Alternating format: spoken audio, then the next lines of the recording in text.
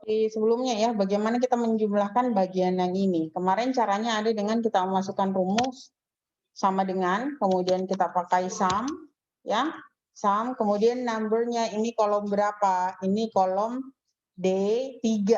Nah, itu bilangnya D3. Kenapa? Karena kita melihat dari sini. Ini nama kolomnya D, lalu lainnya atau barisnya baris ketiga. Sehingga ini kolom D3. Kemudian kita kasih titik koma,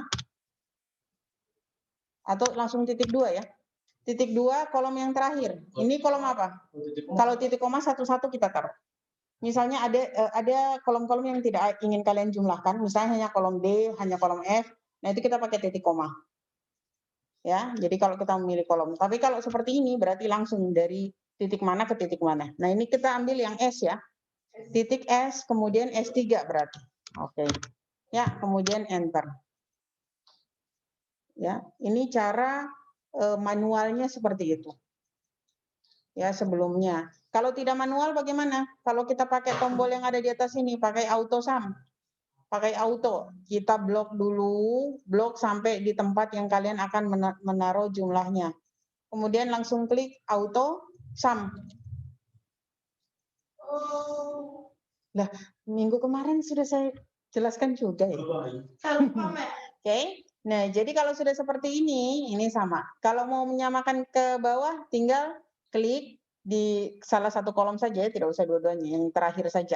Lalu ambil, tempatkan kursornya sampai bertanda cross hitam. Ya, kalau begini kan cross putih. Nah, ini sampai cross hitam, tarik di bawah.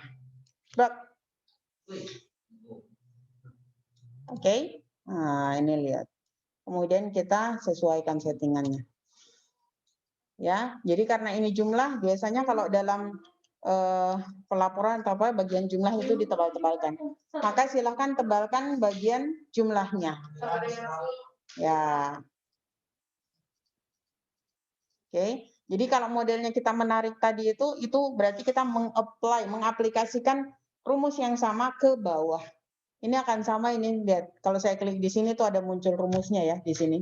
Sum D3, di sini sum D5, ini sum D4, ini jadi akan sama. Kalau kita ini tadi, kita tarik. Ya, dia akan menyesuaikan. Sudah? Inilah, kita tinggal tarik saja di mana bagian mana yang mau kita jumlahkan, langsung blok sampai di tempat angkanya, baru kita klik auto sum. Ya. Kita bisa aplikasikan ke yang ini ya, coba pakai auto sum yang ini. Blok itu dari bagian atas sampai di kolom bawah. Kolom ke-13 berarti. Sudah di blok, klik auto sum. Sudah diklik auto sum, hasilnya berapa? Nah, kita lihat sini. Tinggal kita tarik lagi kalau mau samakan rumusnya ke samping ya, karena kita mau lihat di pertemuan pertama berapa orang mahasiswa, ya kan? Pertemuan kedua berapa orang yang hadir. Nah, itu maksudnya kalau jumlah ke atas. Kalau yang di samping ini berarti kita mau lihat mahasiswa ini hadirnya berapa kali dalam 16 pertemuan. Oh, ternyata ini 13 kali datang, yang ini hanya 5 kali, yang ini hanya ini semua 16 kali misalnya. Jadi itu maksudnya ini. Ya, kalau kita melihat. Jadi kalau ke bawah ini kita melihat dalam satu kali pertemuan itu ada berapa mahasiswa. Kita tarik lagi ke sebelah kayak tadi. Ya, seperti tadi blok dulu klik dulu di 10, kemudian arahkan kursornya di sudut sampai menjadi kotak. Sorry, cross hitam ya, ini. Sampai di sini, sampai cross hitam, tarik lagi sampai sini. Itu otomatis. Ya, kemudian tebalkan, jadi bisa terlihat bedanya bahwa yang tebal itu merupakan jumlah. Ya, sampai di sini bisa ya? Oke. Ya, kalau sebenarnya ada daftar 5 bukan satu semua. Kemarin kalian kemarin adalah lupa memberikan judul. Kemudian bagaimana caranya kita kasih judul? Oke, coba diperhatikan semua sini. Ya, judul itu kan harusnya berada di atasnya tabel ini. Oke, harusnya berada di atas tabel ini. Nah, kita mau masuk tidak tahu lagi. Klik coba sekarang yang tabel paling pertama. Ya, silakan klik tabel paling pertama, kemudian klik kanan. Ya, klik kanan ini akan muncul cut, copy, paste, insert ya. Sudah? Kemudian kalian insert. Ya kan? Maka muncul kolom kosong di atas kan?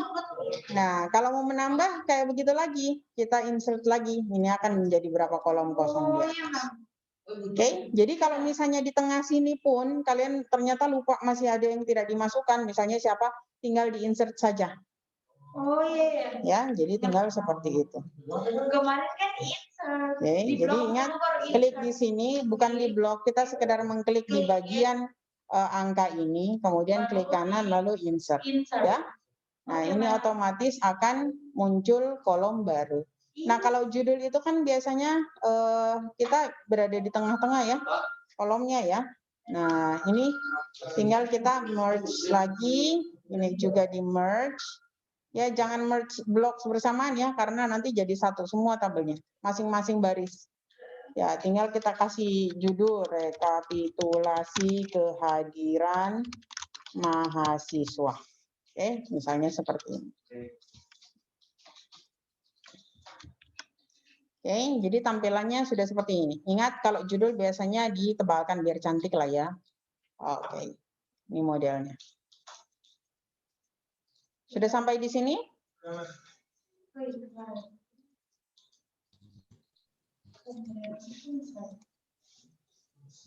Oke.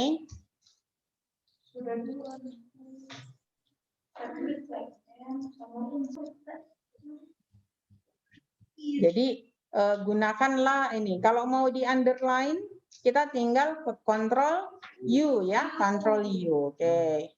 Coba underline semua yang di sini. Angkanya Ctrl U.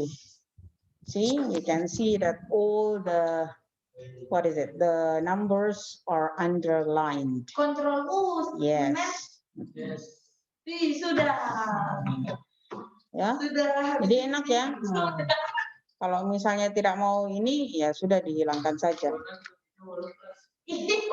Sekarang ya kita lihat di sini kan sama ya tombolnya dengan di Word ada di sini ada rupiah ya. Ada di sini selain wrap text ini ya, kita lihat sini ada wrap text. Oke. Di sini ada wrap text, kemudian ada merge center, kalian sudah tahu menggunakannya ya. Yang ini sudah tahu kemarin ya. Fungsinya untuk menengahkan, meminggirkan, membawakan, mengataskan. Nah, kalau ini fungsinya apa? Ya, kita coba klik di bagian nama. Nama. Oke, coba kalian klik yang di sini. Apa itu? AB itu? Tuh. Angle-nya. Tuh. Itu kan biasanya Ya, ada tuh. sudah. Misal ada yang mengisi tabel sebelah sini gitu kan. Ya. Ini kembalikan lagi. Atau misalnya kalian saya tambah di sini. Misal di sini bagaimana kembalikan?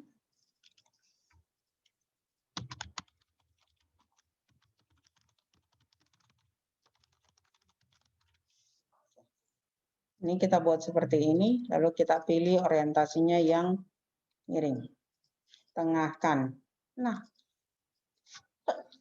kemudian kasih tabel. Kemudian bikin. Sudah? Sudah bisa membuatnya seperti ini? Oke. Jadi fungsinya ini untuk misalnya pada tabel tertentu kalian butuh dua-duanya sama begitu untuk mengarah ke bawah ke kanan, itu kita pakai yang miring biasanya. Ya, yang ini. Ke kanan atau ke bawah itu berada pada satu penamaan tabel, biasanya ada yang seperti ini. Oke? Kenapa? Blok untuk di sampingnya. Blok yang mana? Yang samping-samping. Ini? Iya. Kan sama saja dengan kita menambahkan di insert di sini. Coba silakan ditambahkan masing-masing ya. Insert ya, sama seperti tadi ketika kita menambahkan tabel, ya, kemudian diatur sebelahnya, kemudian di blok seperti biasa. Ini sama saja semua ya. Cara bloknya tidak ada yang berbeda, sama saja di blok semua, kemudian di merge center untuk menyatukan. Ya, jadi itu berlaku untuk semua, mau ke bawah, ke kanan, sama saja modelnya. Sama saja caranya. Ya, jika sudah, kita lanjutkan kembali.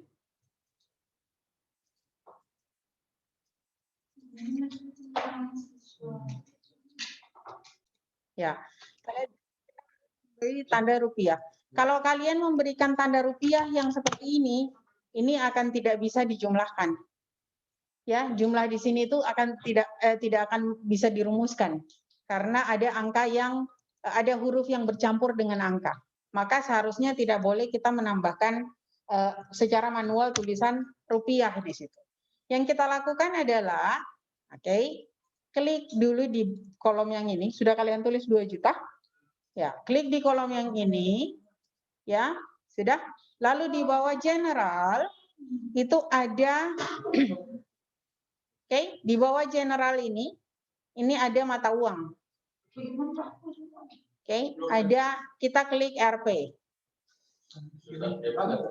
Ya, jadi pagar-pagar ini bukan berarti keliru, ini karena kurang lebar. Kan ya, saya kembalikan. Nah, makanya diperhatikan semua ke sini, coba lihat masing-masing, jangan kerja masing-masing. Febri masih di mana?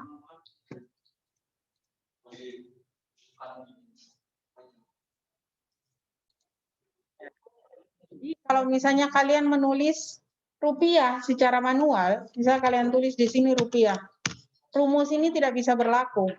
Lihat, yang di sini ini jadi 0. Kenapa? Ada percampuran antara angka dengan huruf. Ini tidak bisa berlaku. Jadi tidak boleh kalian menuliskan, kalau misalnya kalian membuat laporan keuangan ya, di Excel, tidak boleh kalian menuliskan manual rupiahnya.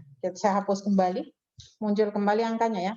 Lalu bagaimana caranya, Mem, supaya muncul RP-nya, rupiahnya. Lihat di sini, di bawah kolom general ini masih di home ya.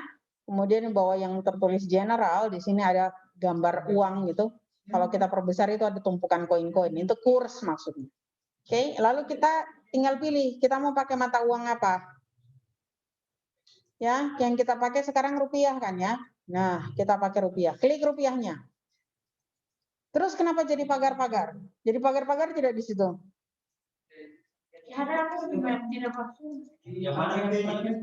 Jadi rupiah di kolom yang 2 juta tadi. Ya.